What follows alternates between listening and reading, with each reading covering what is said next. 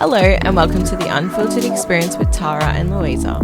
We are two girls who speak the truth about the struggle of never feeling enough whilst growing up in a world of filters and comparison. Here we will have raw, relatable and authentic conversations to empower you on your path to self-development. Come with us on the journey of unlearning. Welcome back, everybody, to another episode. We are restarting our relationship series because we have some very exciting news for you. If you haven't seen on our socials, we have a course that has just gone live about healing from toxic relationships, something that we hold very dear to our heart because it's an experience that we've both been through. Multiple times. Yes, and a universal experience I think everybody goes through. And I think we really wanted to make this to give you guys something tangible to do. You know, you listen to us each week, but like here is some actual action points that you can take away and do to help you on your journey. Yeah, we've put a lot of love and effort into this course. So it's a 6-week course and each week is like a different topic in relation to healing from a toxic relationship. Each of those topics we have used ourselves in healing from our own trauma from toxic relationships, and we continue to use those tools in order to stay somewhat healthy in our new healthier relationships. And we've also used one of the weeks, which is manifestation, the tools in that week to manifest a healthy partner who is a completely different partner than we've ever had before. Yes. And we just found that, you know, our audience really resonated with our toxic relationship content, probably because, you know, what we've been through is real. Yes. And, you know, we can speak from experience quite in depth about toxic relationships and unhealthy relationship patterns and beliefs and whatnot. And so, yeah, we just wanted to give back and help others heal and have relationships that they deserve. 100%. And this course is, you know, obviously in the title it's about healing from toxic relationships, but this is for healing from toxic friendships. It's for, you know, manifesting more love in your own relationship, letting go of some old beliefs you may have from a past relationship. You don't necessarily have to be single to do this course. Definitely not. Yeah, like you can do it in a relationship. You can do it based on a relationship 10 years ago or one that you just ended. It can be sort of universal in that aspect where it can be utilized in any sort of way. And I guess what it looks at is ourselves. Yes. Because I think there is this narrative, you know, it is very much about the partner, and if they're a narcissist, you know, you have no control over that. But what we want to talk about today is what those relationships leave us with, and that's what we have the power over, those beliefs and those wounds and those expectations that are left from unhealthy love, and how we can heal that stuff and transform that stuff so that when we meet that healthy partner that we're attracted to them. Because I know for me, I could have had healthy love a while ago, but that person wasn't on my radar because Absolutely I hadn't healed. Well, like your nervous system was used to this intense high. So when you get sort of a normal level of love or a normal level of, you know, validation or appreciation, it's not enough. Oh, It doesn't quite scratch the surface. So when you meet that healthy partner, I know for me they were boring. yeah. I was just like, nah, not for me, you know, chasing that validation and chasing that high. So you need to be sort of ready. So today we're going to get into our own experience of what toxic relationships have left us with. And, you know, just this is a bit of an identification episode about what someone goes through when they come out of an unhealthy relationship. And this might be good to listen to if you've got a friend that you're trying to support through getting over an unhealthy partner and you just don't get why they keep going back to them.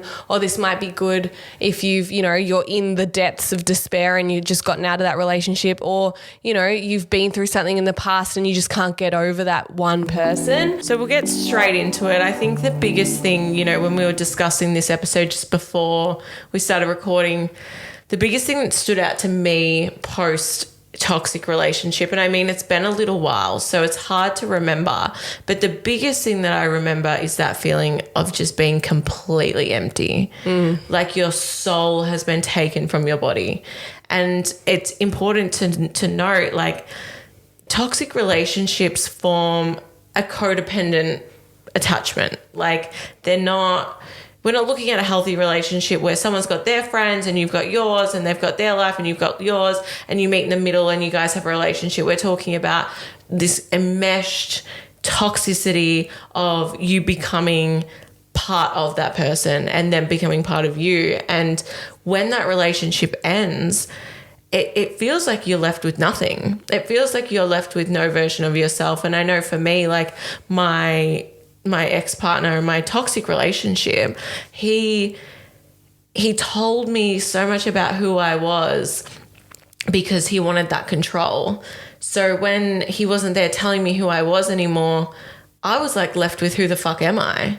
You know, if you're not telling me, don't do this, do that, you're not allowed here, don't wear that, then what do I do? Like, and I felt really lost in that aspect. And I felt just like, yeah, that Tara was gone. Oh, I just think what a miracle at the start of what you just said that you'd forgotten. Yes. And that is not happened overnight.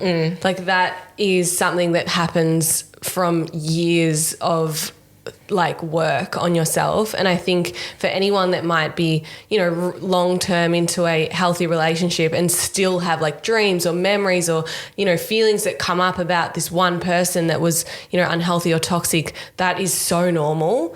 We go through it all the time. And I think it is massive about this like emptiness that you feel.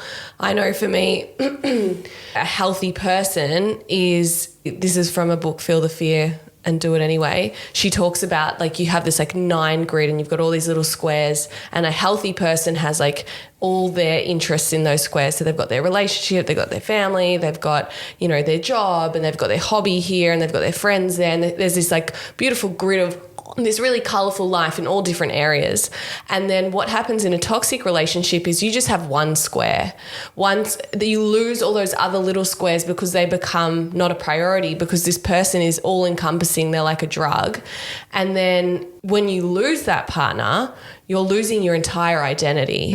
It's so important that if you're healing from a toxic relationship, you start building those squares back up.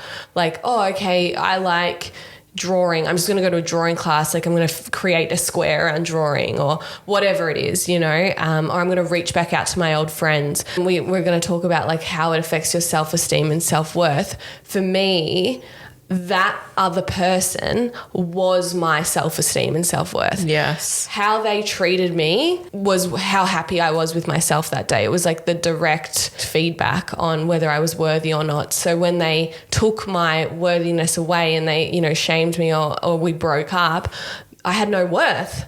I had no self-esteem. And I was like a shell of a person. Amen. Like, I really relate to what you were saying about it being a drug. Like, and I think if we think about the bender, if you've been on one ever, and that feeling on the Monday when you've got no drugs in your system and you're hungover and whatever it is, and you've got that hollow feeling, that's what it feels like. It's like a withdrawal. It's like a complete abstinence of love or validation or a high, you know, and it's like when that's gone, you just want to search for anything to feel better.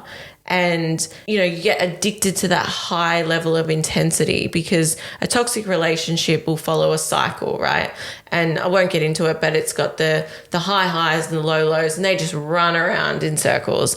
And when you get off that hamster wheel, you're abstinent. You've got none of that high, you've got none of that low. And so your body's just craving anything to feel something.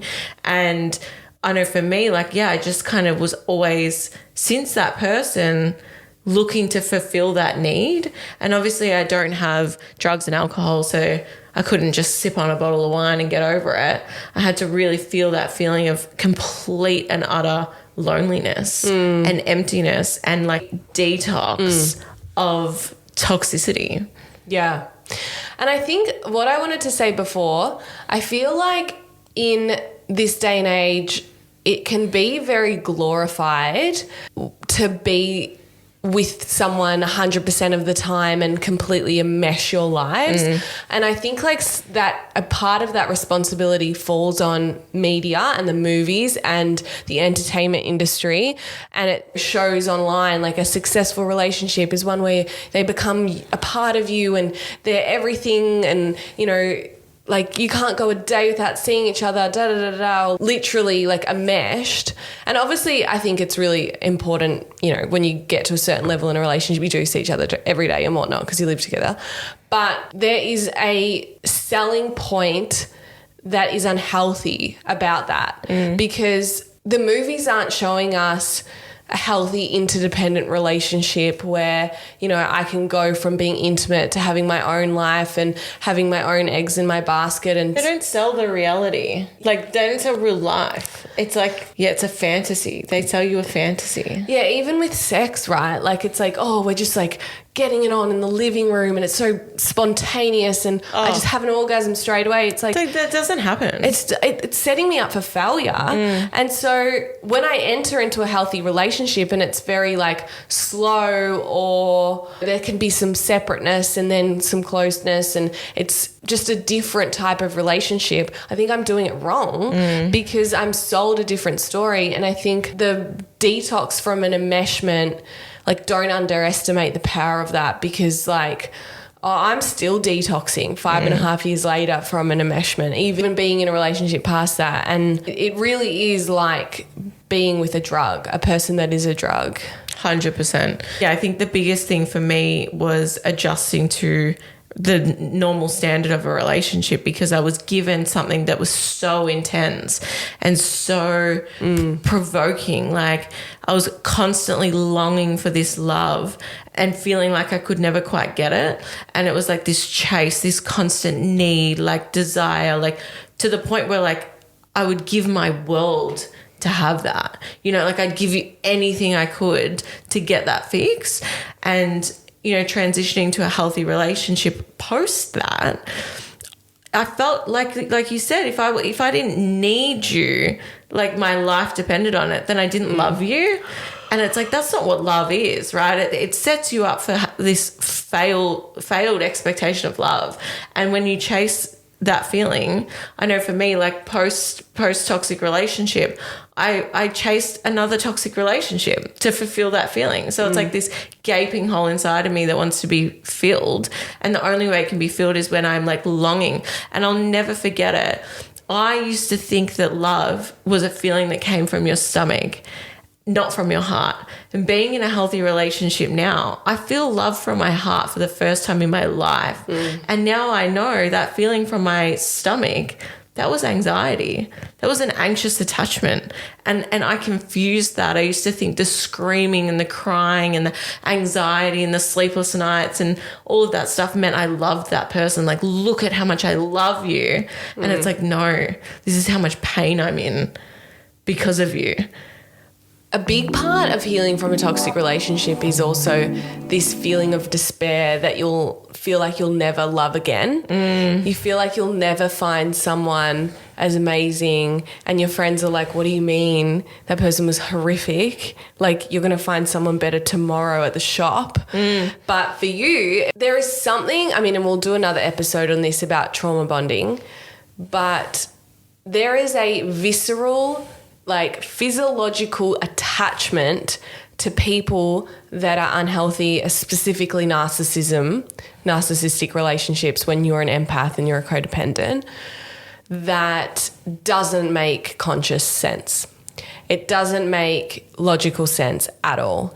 And there's a lot of shame around that, I think, especially when you're talking to someone that's not in that situation or hasn't been through it, because it seems black and white, like you just leave and you just move on from that person. They're really nasty. Like, what do you mean? But to you, you've gone on this entire trajectory of up and down through your nervous system where, you know, they did this study, I've probably talked about it before, on rats, where they did intermittent reinforcement of food, which meant that they didn't know when pressing the buzzer would give them food. So sometimes when they pressed it, they'd get food. Sometimes when they pressed it, they didn't. And there was no pattern to when the food would come. And the rats would just stay there pressing the button, and they would always be looking for that next, that reinforcement, that validation. And that is a narcissistic relationship. They're constantly moving the goalposts of love and validation. And so you're waiting there anxiously. That's your nervous system waiting for the next dose of self-esteem and self-worth. And to come out of that and to be without that, it takes a long time for your body to suddenly not be looking for that validation from an unhealthy person. It's like an addiction. Yeah. It's a full-blown addiction. And when you think about the way you compromise yourself or the extremes or levels you will go to get high, you almost do the same thing. Even if it means sitting there pressing that fucking button all day and all night, you would do that if it meant you were going to get some sort of reinforcement at some point, because you're so dependent. I think that's what toxic relationships do, is they take away all of our independence and we become so dependent on them that you will sit there until you get that. And you become completely irrational.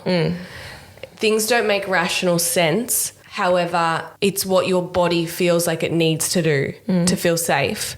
Trying to rewire yourself to not use validation in a relationship as your source of self-esteem and your self-worth is a long journey. Because I know when I got into my healthy relationship, and when I mean healthy, I mean a relationship where I have a voice and we can have an argument and reconnect and learn from it, and I'm equal and we're constantly making mistakes and we're growing and we're learning, and, it doesn't mean like we don't fight. I think that's one thing that I thought getting out of a toxic relationship, because I fought so much in a toxic partnership, that I thought, okay, healthy one means you don't fight. I can do that. I won't say anything, but that's toxic too. Not speaking your truth is just as toxic as overpowering the other person. When you get into those relationships, for me at the beginning, I still had that muscle memory of when he validated me or he texted me or he reached out or gave me love, that I still used that validation. I still had this wiring in my nervous system of that being a bit of a drug and feeling really good when they contacted me. Even though he was a healthy person, I was still wired like that from my past relationships. I mean, there's always going to be an element that the validation feels good, but it's about what it means to you, and it's about learning to regulate that whether this person validates me or not, I'm worthy of love from anyone. Yeah, there's a lot of work that comes around how you talk to yourself when navigating new relationships after a toxic one. 100%. I think that my relationship that was very unhealthy involved a lot of gaslighting, which was very confusing for me, because I had this person that showed up day in, day out telling me that I was the bee's knees and that he loved me and I was this and I was that. But behind my back, he was lying, he was cheating, he was stealing from me, he was sleeping with all my friends, like just the lowest of lows. Like he was doing all that stuff, but he's coming home to me every night saying how much he loves me and spending every single day with me. And so I became very confused, and I know that now to be gaslighting, right? Like he's denying my reality of his wrongdoings by making me feel good about myself, which is very subliminal abuse, because it's so silent. It's very quiet. It's like, don't look over there. Look over here. Look at what I'm doing over here, and just like ignore everything that's going on over there. It's quite scary. And so when I left that relationship, I was left with like this confusion about what life is. I'm like, who do I trust? What do I believe? This person's telling me that they want to be my friend. Do they? This person says they love me. Do they? Because his actions weren't lining up, but they weren't lining up in the ways that you wouldn't expect, because it's this person that's showing me, I love you. I'm telling you I love you. I'm doing everything but love you behind your back. Which just, I don't know, it took me years and years and years to heal from the warped sense of reality where I was like, what to believe? Because, you know, I'll tell some pretty fucked up stories at some point, but like there were times where he denied my reality so strongly that I just had no choice but to believe him. And so then I started to think in my actual life, like, is this the Truman Show? You know what I mean? Like, am I just a big laughing stock to everybody? Who do I trust? Oh, that is some serious emotional abuse and sociopathic manipulation. Yeah. Because, and I mean, I've gone through it with you over the last however many years where it took so long for you to thaw out, to realize who this person is because, you know, to your face, he's telling you all the right things you want to hear. That's the idea you have of him, that you're like, oh, no, but he treated me really well. But his actions were the complete opposite. And so it takes so long for you to even know that is abuse, like proper abuse. It took me 6 years to even acknowledge that. Yeah. That was abuse, because my delusional fantasizing head would tell me that was love. Yeah. And that was what was so confusing, was because I then attached that to what love meant. Love meant that you fucking worship me, but you cheat on me. What does that tell a young girl? Love bombing creates such an unrealistic expectation on a healthy partner of what validation should look like. I, at the beginning of my relationship, was so used to being love bombed to an unhealthy extent where this person is sending me so much validation over message, like writing me like love letters once a week after he's been an absolute asshole to me in person. And that was a part of the cycle of the toxic relationship, because he would control me. He was never violent, but he was very aggressive in his argument style, his fight style. And, you know, and then he would send me these beautiful messages about how I'm like God's gift. And I'd believe it. Like, oh, like, okay, you know, oh, it doesn't matter. I'll excuse all that because this feels so good, having this like long message telling me how amazing I am. I never have to feel unworthy, or I never have to feel insecure, because I've got all of this evidence of this person just being like obsessive with me and thinking that I'm amazing. And I mean, I had low self-esteem, so that was perfect. I was like, great, I don't have to look at myself. You're telling me I'm enough, so I must be. But that excused so much of the bad behavior. Like, it took me 18 months of that cycle repeating over and over and over and over and over again, like weekly, for that entire period, besides for the first 3 months of the relationship, before I realized something's never going to change. I always had this idea that this person has potential. I'm in relationship with potential. Once they do this work on themselves, or once this happens, they're going to be the perfect partner for me. Enough with getting in relationship with potential. Get in a relationship with the guy that's already done the work, that's already thinks you're amazing, that already has dealt with his demons, that is going to treat you with respect and love. Because waiting around for someone to meet their potential, and I mean, I'd seek out stories of relationships where people went through really hard times and came out the other end and it all worked out. But that didn't help, because it made me stick around for someone that never changed. And I don't know if anyone needs to hear this, but my message to you is, if you've been in a relationship with this person for 12 months and they're not changing, they're never going to change.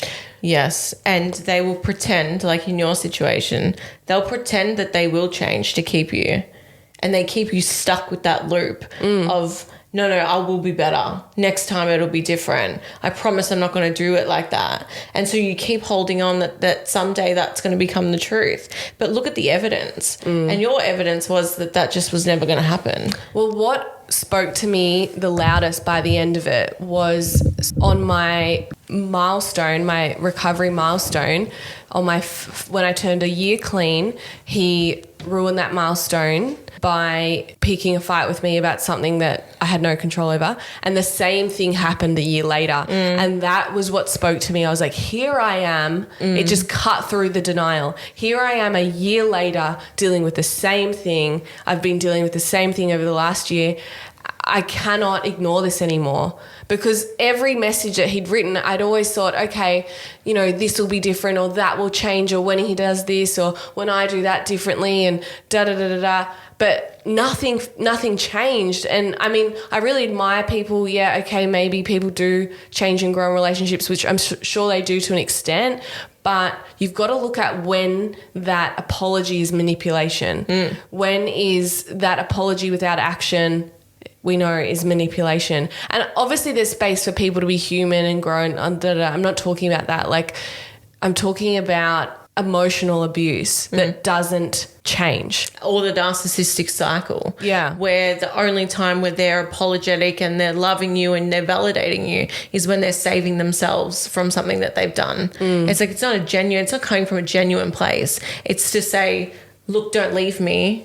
Look over here, and don't look at all the shitty things I just did to you, because look how much I love you. It wasn't until I literally Googled what a toxic relationship was and did a toxic relationship quiz that I realized, oh my God, I'm in a toxic relationship, because I had been with someone a lot worse than him, right? Overtly, exactly. Like, to the point where I just blamed everything on that relationship.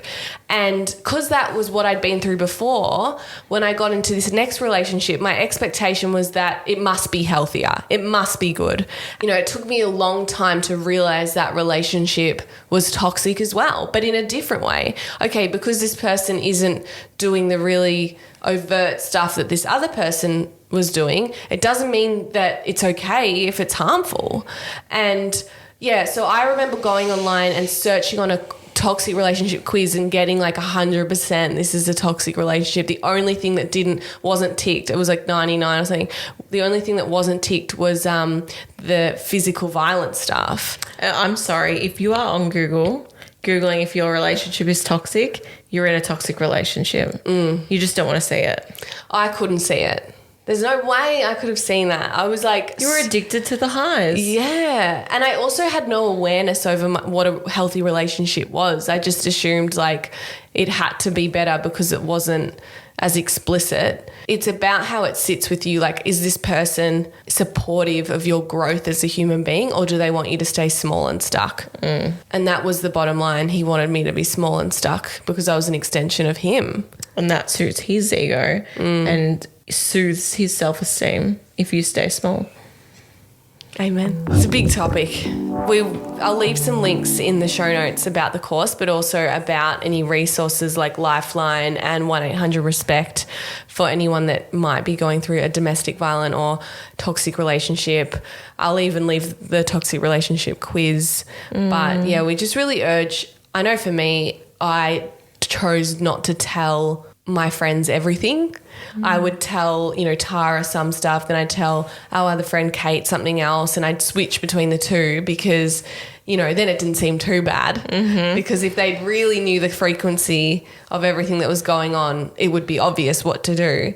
So I really urge people to get honest with the people they love. If you can't be honest about your partner's behaviour, that is a red flag. But love and compassion from us. We'll see you next week. Absolutely. See you then. Bye. Bye.